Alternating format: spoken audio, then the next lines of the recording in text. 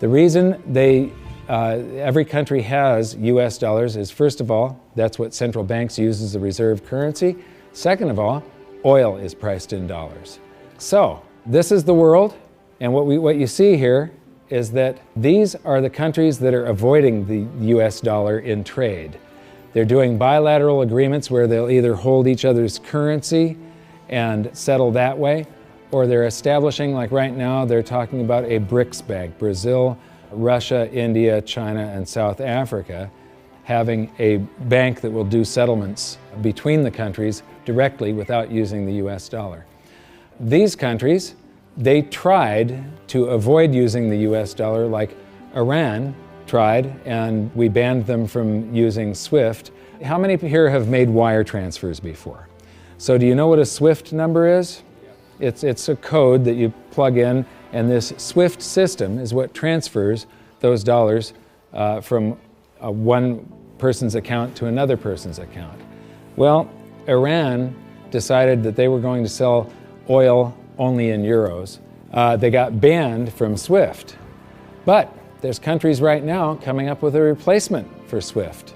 And it doesn't use the dollar, it's the Sukra system. And Iraq started selling oil for euros.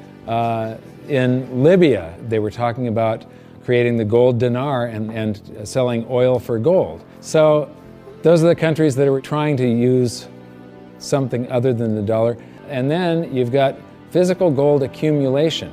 I'll show you later that China is accumulating an immense amount of gold, but all the countries with an up arrow, that's gold accumulation. Then we have gold repatriation.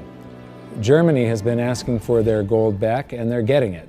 Venezuela has repatriated their gold from the Bank of England.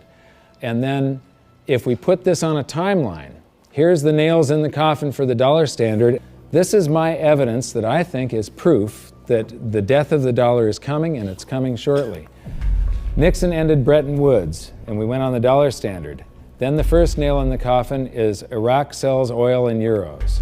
The crisis of 2008, and we added 1.25 trillion to our base money in the United States. As we add to the base currency, people get worried about inflation. They start rushing toward gold and silver. Iran ends oil sales in dollars, and they're taking commodities in trade for oil. They're taking, in Turkey, they take the local currency and then buy gold in Turkey and export the gold to Iran. So they're basically selling oil for gold. They do the same thing with India. QE2, quantitative easing, that's more currency printing in the United States. Libya, China and Russia bypassed the dollar. They did a bilateral trade agreement where they hold each other's currency, and they do direct debt settlement without having to wire transfer US dollars. Chinese president just recently said that the dollar as the world's reserve currency is a product of the past. Utah recognized silver and gold as money. China and Iran bypassed the US dollar with a bilateral trade agreement. Venezuela repatriates its gold. China and Japan trade directly. India and Japan bypass the US dollar. Russia and Iran trade directly. Iran sells India oil for rupees and commodities. China and Brazil trade directly. Swiss citizens demand gold repatriation. African countries ban the dollar. In Zambia, you can go to jail if you use US dollars.